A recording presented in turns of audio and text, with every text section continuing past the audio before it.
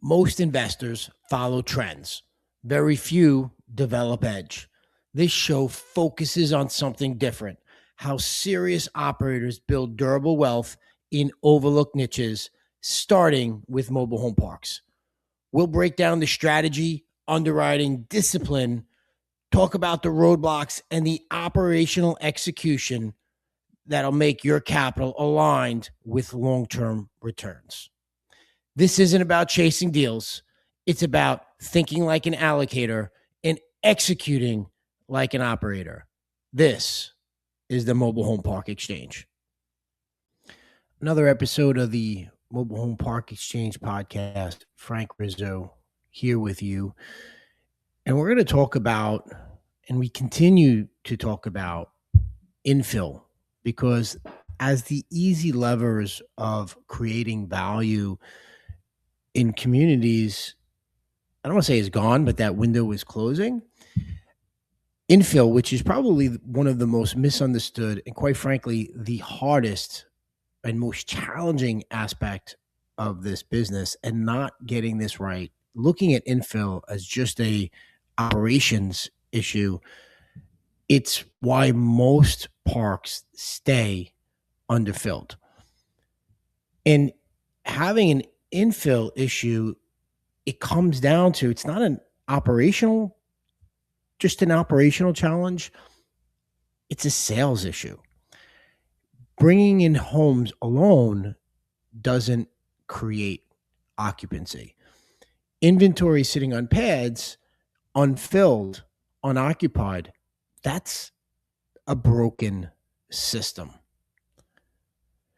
And when you're bringing in homes, and I know a lot of the focus is on the front end. It's on sourcing the homes, moving homes in, setting the homes, getting the approvals done.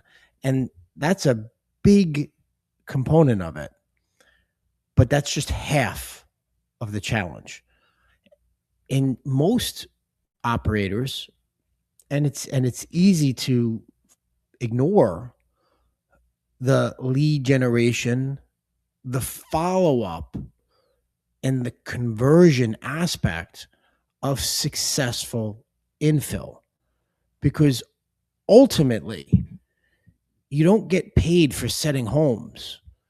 You create value, you generate income when someone buys the home. In most communities, they're not tracking leads and they're not creating a pipeline to create predictability. So ultimately, infill is a revenue problem, and it's disguised as operations because everybody looks at the challenges of bringing homes in. And most of us out there who are out there operating, we're looking at our property manager to be our salesperson. And our property managers are doing a host of other activities. And most managers coming into this position are not salespeople. They might be effective at handling tenant issues, dealing with collections, ensuring that community culture is being followed. They might have some maintenance skills, but their background probably was not sales.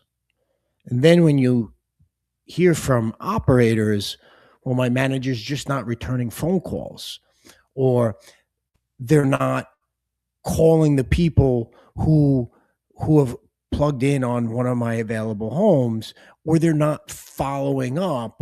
I mean, we're expecting the property managers to be an effective salesperson. And in a lot of cases, it's a different core competency. Now, that doesn't mean good salespeople or good sales skills can't be learned, but the expectation that the managers, just because the house is available, is going to be able to sell it without a system backing that up, I think that's a fallacy. And I think it's built on a lot of the thought process that, hey, I'm, having a home, even a new home, in a community, well, it's the most affordable option out there. So the house will then sell itself. And in the real world, especially as the prices of these homes have started to elevate, even though we're entry level housing. I mean, new home prices today are a lot different than they were 6 or 7 years ago. The buyer timeline has changed. The options may have changed, and not having an effective follow up while you're letting sales slip through your fingers.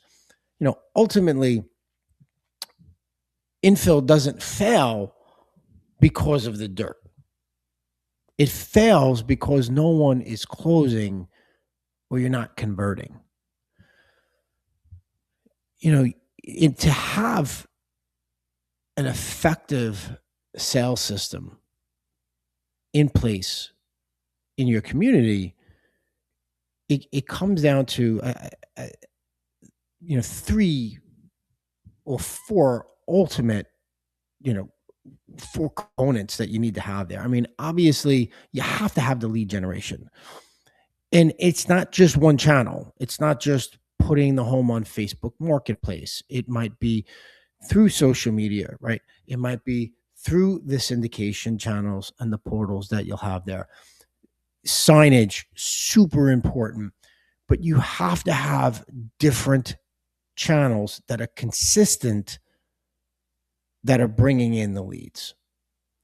But then on top of it, you have to have a system where every lead is logged, because without it, hoping that it sits on a Post-it note or a sticky note, or someone's going to collect that name and then you're just sending an email or a text message to your manager and hoping that they follow up, that's not effective. That's not going to work, especially if you're bringing in homes, or you need to bring in homes and to infill communities to make that value add work. I mean, we've all heard of, the speed to lead. And I think, most operators, you probably have a dialer in place where someone connects or contacting you regarding a housing opportunity. Either you're picking up the phone or you have a dialer that's coming back within 60 seconds to try to get that lead back. And if you don't, if you're not answering the phone when a prospect leads, you're significantly diminishing the opportunity you have in converting that customer. So the speed and breaking it down to minutes, not days, is so critical. But beyond that, it's the follow-up, and that follow-up system you have on that lead. So it's the lead generation itself. It's tracking that lead in a system. It's making sure that you have that speed to get back in touch with that prospect. And then it's the follow-up, because ultimately, many times someone doesn't call and at that moment ready to see what's available on your property. They're not just calling because they're in the car and they want to see it right now. It's they're reaching out because they're sitting home. They might be at work, or it's late at night. They realize they're looking for new housing. They click on an ad. They send there. And now they either speak to someone or they don't, but it's who follows up with them most effectively that's going to work. I mean, operators don't just lose deals. A lot of times people abandon them. You forget to get back in touch with that lead. You don't have an automated system to put that prospect on a journey, so they're constantly getting information from you about what the offer is. And then it's having the effective sales process where you're qualifying the prospect, where you're guiding them on the ownership path, and you're showing them or positioning them of why or where to find the real benefit from owning the home inside of your park. The most important thing here is, I mean, it's not just about showing homes, it's about attracting and bringing in the right buyers. And I think something that gets somewhat lost in all this, and that is, in any community, it's the internal demand engine. And I know a lot of, when we talk about infill, or it gets talked about infill, it's about bringing these homes to market and bringing new people into the community. But a manufactured housing community is an interesting ecosystem because demand doesn't just have to come from the outside. Some of your best buyers of your new homes might already be sitting in your park. And your existing residents could be a pipeline that is being ignored. Those homes, your tenant-owned homes that are already sitting there, might already have some value and can be utilized as a down payment to a newer, upgraded home, a newer model.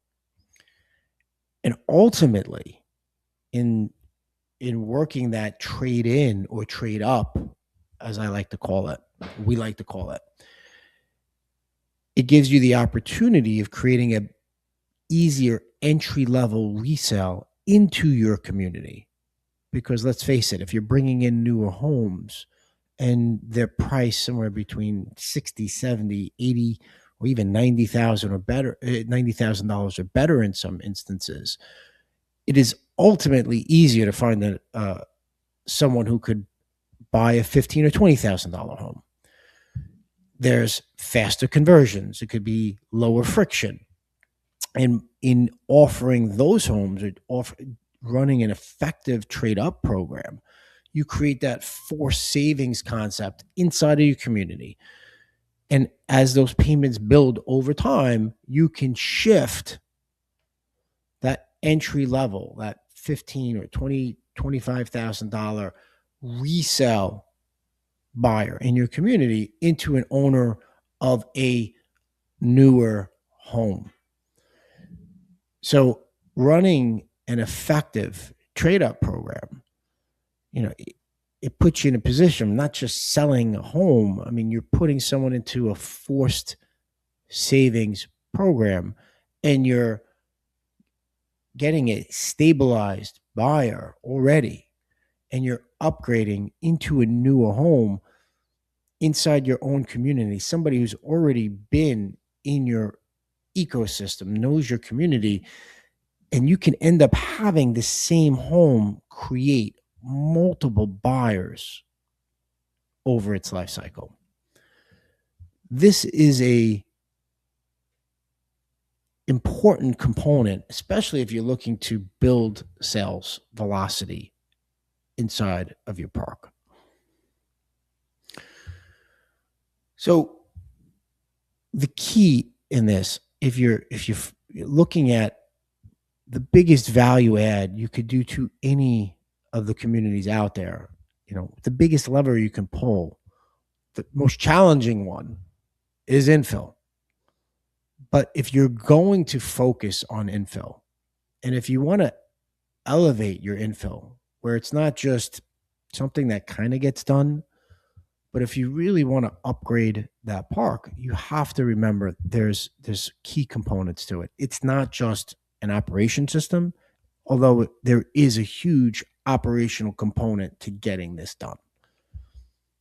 But infill without a sales system, without an internal demand engine, and just focusing on the operations of it, of bringing it in, or the logistics of it, you are missing a valuable component, because it's the real game here isn't just selling homes.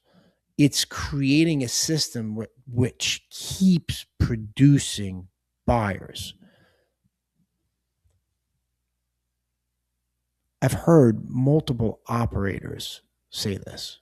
If you're interested in this space, and if you've been looking at this space, or if you've been in this space for a little bit of time, I mean, I've heard some operators say the window of opportunity is closing because of the new capital that's coming in. I don't necessarily believe that. I think that there's still some runway for growth here. But we'll say the easy wins, those are gone.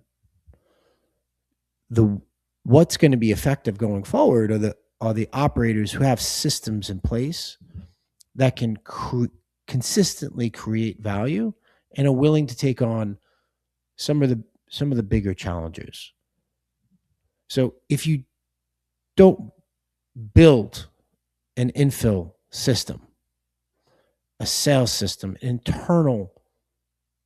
internal demand system, you're going to keep pouring money into homes, and you're going to wonder why occupancy lags. Ultimately, the operators who figure this out, they will dominate the next 3 to 5 years. This has been another episode of the Mobile Home Park Exchange podcast. And for those of you listening, I have one question for you. Would you help a friend or someone you don't know find, fund, or manage their next real estate investment? And if your answer is yes, then I ask one favor for you. On the streaming platform that you're listening to this program, rate this episode, share it with us at the Mobile Home Park Exchange. And as a gift to you, we will share with you our after site visit report. It's the same report that we have our team members fill out on site visits to ensure that everyone is aligned and that we're executing on the business plan. That helps us reach, your rating helps us reach new people and get the message out there. And that will be a gift to you. So until next time, everyone, this has been the Mobile Home Park Exchange podcast. Happy investing.